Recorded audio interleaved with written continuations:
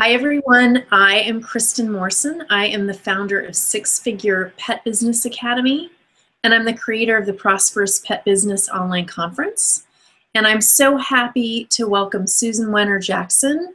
She is a blogger and a Pinterest expert, and we're going to be talking about using Pinterest and Instagram to gain clients and more exposure in your pet business. So welcome, Susan. Thanks for being here. Thank you so much for having me. Very happy you're here. So why is visual content becoming such a big trend in marketing these days? Well, visual content has become a major way for people to interact with brands. All of the major social networks are now really bumping up the visibility of images and videos. So from Facebook, Pinterest, Instagram, even LinkedIn. Any kind of updates or contributions from both brands and people that include visuals are getting a lot more prominence in the space. People just love to interact with pictures. I mean, if you compare the difference between what someone can take in from a picture versus, say, a group of words, and I know there's that kind of saying, you know, that a picture is worth 1,000 words, but it's really true. I mean, if you look at how our brains work, we're very visually oriented. So you can really communicate a lot more with the people that you're trying to reach by using images. And so it's just exploded. I mean, it's just an incredible opportunity for anybody that's trying to reach an audience to do so with visual imagery. Yeah, and I've noticed in Facebook, you know, when I post something that's just words versus posting something with a picture or instead of words using a picture, how much more feedback I get from that. I mean, I know what you're talking about. Pictures are really, really powerful. And if they're powerful in our lives, they're really powerful for business. So it's an important topic. And how can pet business owners really leverage visual content to reach their target audience and to get results for their business? Well, first of all, pet businesses are at a real advantage because you've got pets as your natural subject matter, right? So there's plenty of other B2B kind of industries out there that will struggle with this quite a bit. They may have to use, you know, I don't know, representative kind of more theoretical things. But when you're a pet business, I mean, you've got pets and you've got people, happy people interacting with pets. You've got a lot of opportunities there to take what you already do and reach people at a place that things they really, really care about. So if they really care about, you know, dogs or a certain kind of dog or whatever kind of pets it may be, you can use that imagery. The other thing to consider is that whether your pet business is, let's say, more nutrition-based or health-based or kind of whatever your kind of expertise is, you can then leverage that visual imagery to help educate your consumers. So, you know, for example, I actually just adopted a puppy, and I found my trainer through word of mouth. But as she was giving me these lessons with our puppy, I said, you know, it would be great if you could have this content available for me to like download or maybe make a little YouTube video. Just sharing little tidbits with people is a way to kind of spread the word about your business, connect with your people, help educate them. So the other thing is visual content marketing is not just about pictures, but it's actually about discovery, especially on Pinterest. So Pinterest, really what it is a search engine. So when people are going onto Pinterest and they're looking for inspiration or ideas or tutorials, they're going on there and they're searching for things like puppy training tips or grooming my cat. And so then the pictures that come up just represent that content that you can then bring them that also helps kind of drive their engagement with your brand and hopefully then results in some kind of conversion to what you're trying to sell or do. Great. And are there only 2 visual platforms for social media that are really the biggies these days? Instagram.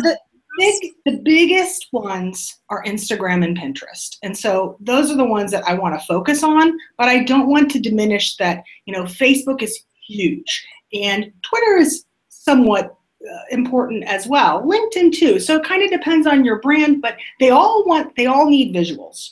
However, there is no more powerful visual kind of way to engage your consumers than on Pinterest and on Instagram. But they're a little bit different though. So you kind of have to know what the differences are and kind of the different purposes of them.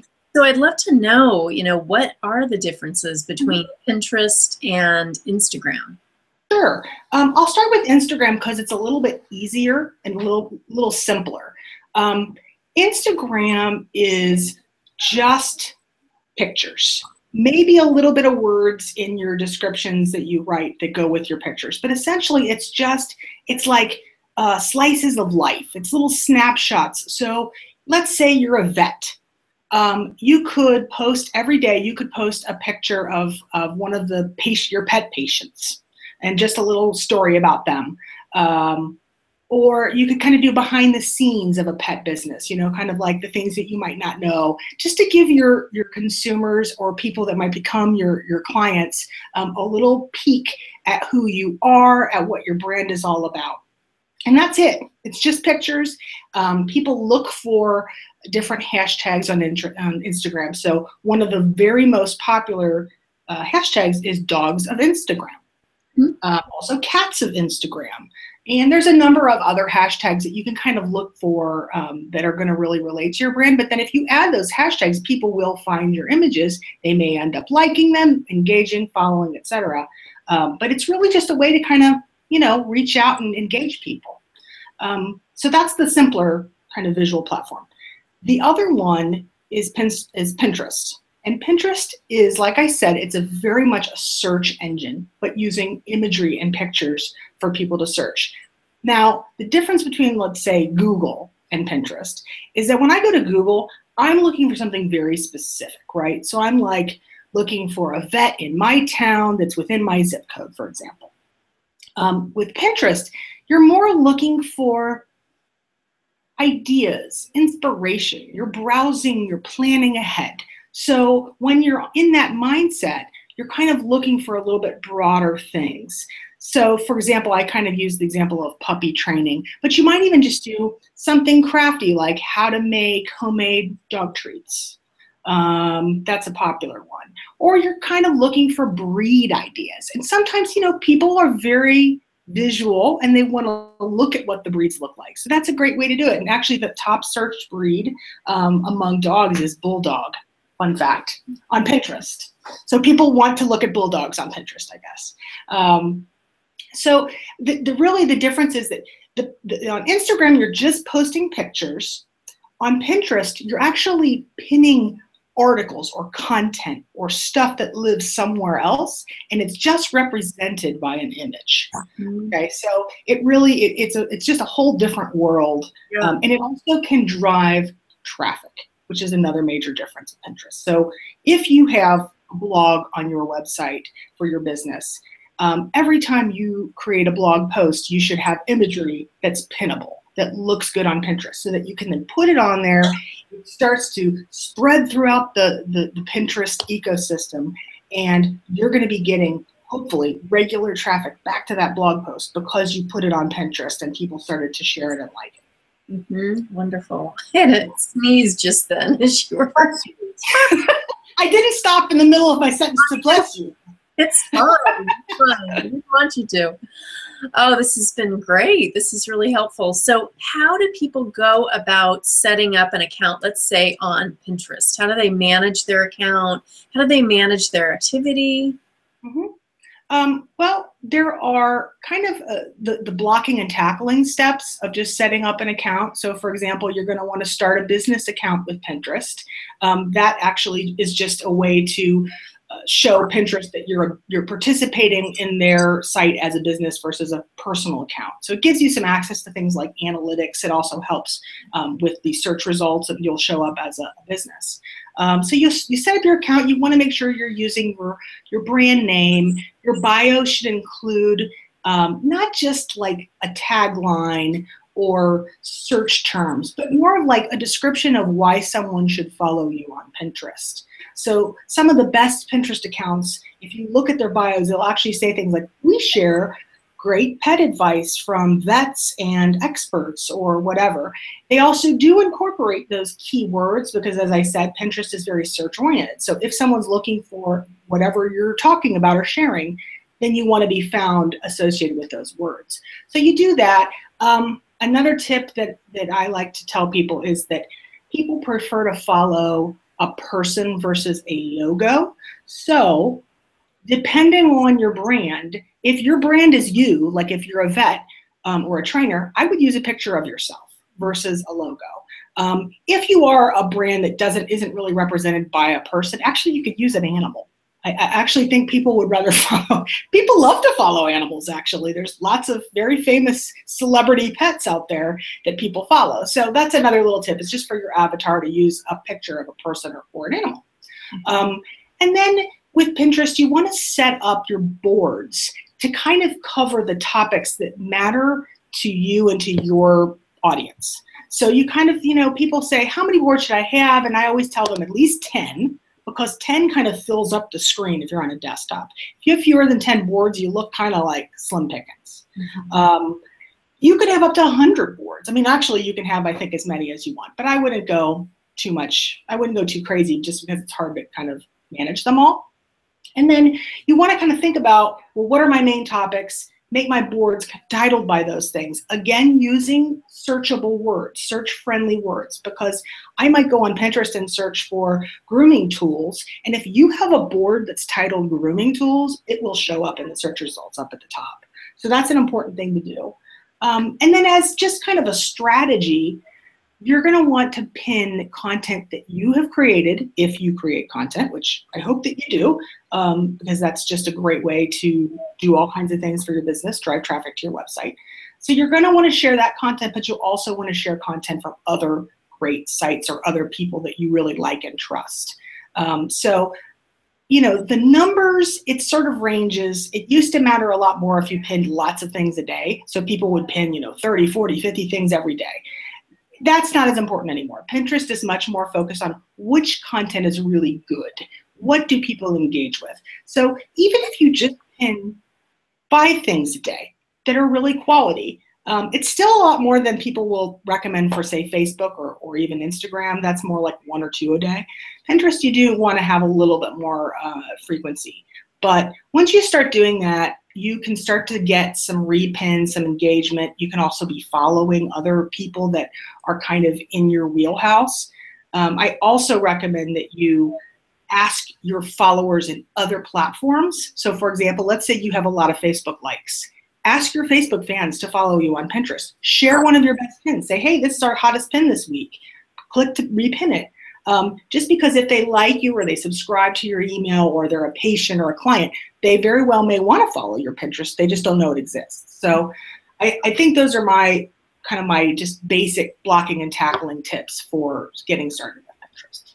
That's fabulous. And what about people that want to explore other Pinterest, people that are on Pinterest, businesses that are on Pinterest that are doing a great job and they want to kind of emulate them? What are some businesses out there that you think they should explore?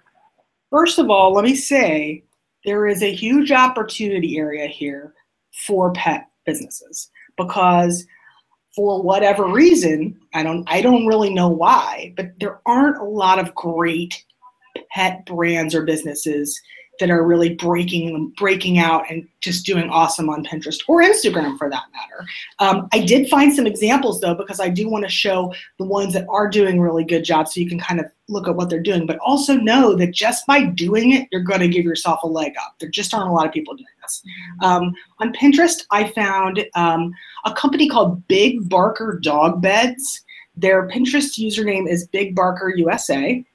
They're doing some really nice stuff. They've got quite a lot of followers. They're pinning a lot of both their own content, so dog bed kind of content, but then others as well. Pet Finder is another one that's the pet adoption site. They're doing some really good stuff on Pinterest.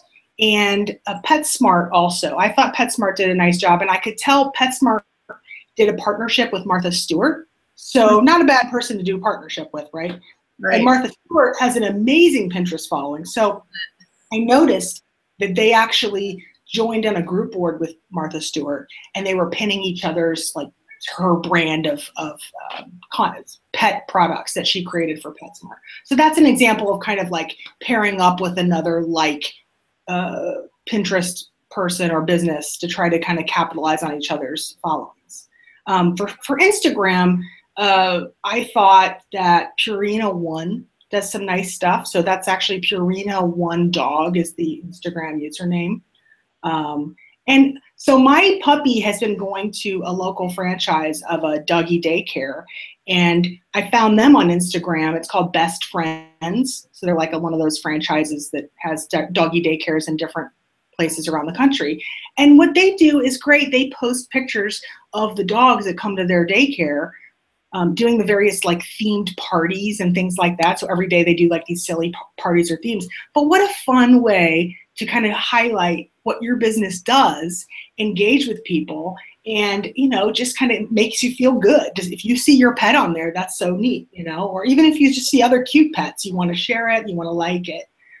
So those were some examples I found, but again, huge opportunity here for pet business. Right. Kind of reminds me of how search engine optimization used to be a few years ago, and it still somewhat is. Pet business owners don't really understand it, and so they just don't do it. And the ones that are learning about it or that are hiring people to help are coming up higher and higher because there's just not a lot of competition, you know, because they don't know. Absolutely. Yeah. So if you're going to be an early adopter, you're going to win, and you have a real opportunity. And I also would say that our research, the company that I work for does a lot of research about Pinterest and how people use Pinterest. And people on Pinterest are much more likely to be pet owners. So they're actually more likely to have a dog or a cat. And therefore, that's making that right away, that makes them a great match for you, trying to get your content to be seen by folks that are pet people.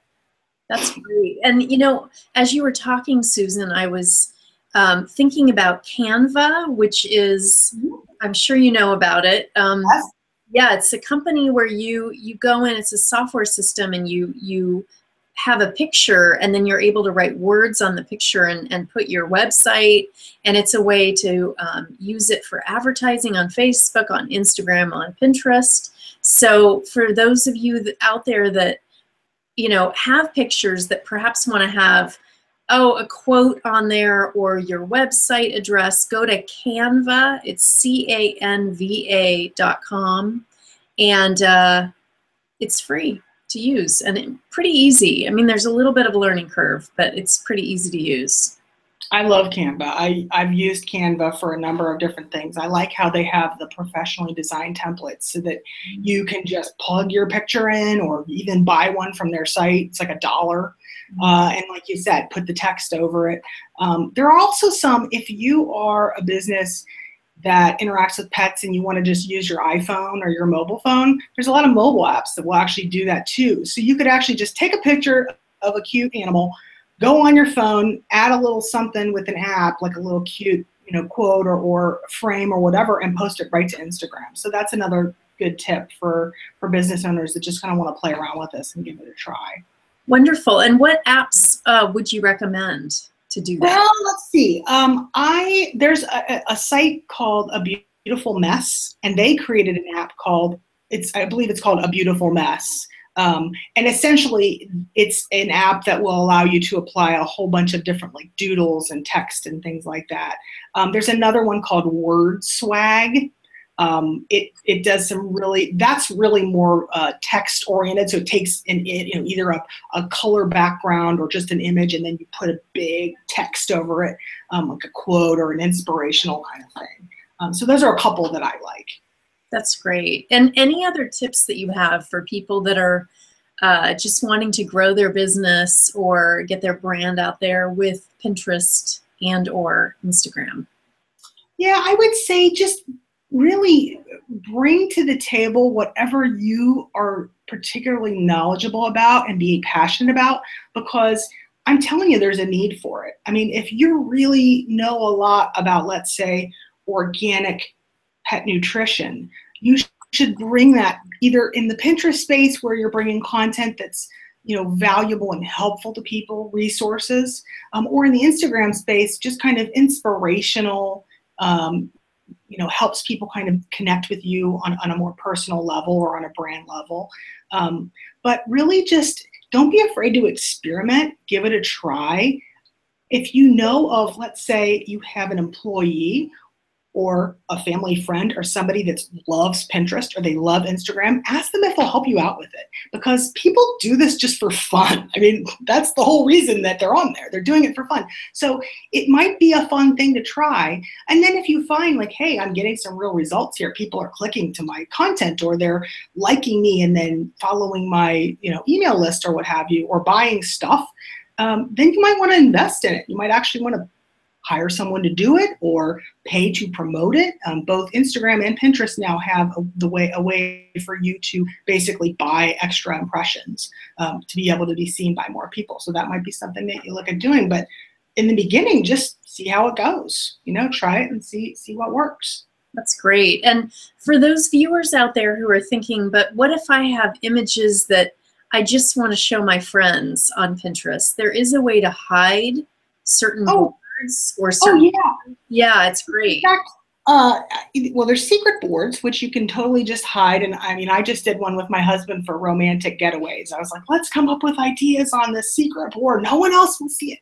But that brings me to one other thought, which is if you already have a personal account, either on Pinterest or on Instagram, you could always convert that to your business if you want. So let's say you have a Pinterest account and you got a few hundred followers on there. You can always change the name, you can change the username, you can make it be your brand, and that way you've kind of got a built-in following you can convert to a business. And that's actually something I do recommend to people, because you're still a person and you can always make those boards that you don't want people to see secret and then just put the rest of them as the branded boards. But yeah, that's a great idea. And with the secret boards, you can send people links for them, correct? Absolutely. You can invite them to join it and just view it or contribute to it as well. That's great. Yeah. Anything else that you have to share with our wonderful conference attendees? I just want to tell you again, I hope that you will consider the opportunity that awaits you, because people are hungry for pet content. They want it. They want to see pictures of pets and people helping pets. So I just say jump in there.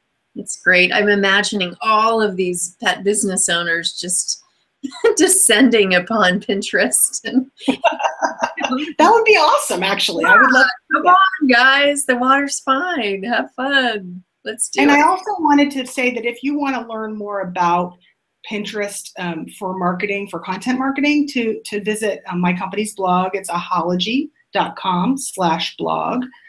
We have a lot of great kind of trends and best practices and tips for all kinds of businesses to use Pinterest to help with their content marketing. Thank you so much, Susan. I really appreciate you sharing your experience and your wisdom around Pinterest and Instagram. Well, you're welcome. It was my pleasure to do it. Thank you so much. Thank you. Have a wonderful day. Take care. Okay. Bye. Bye.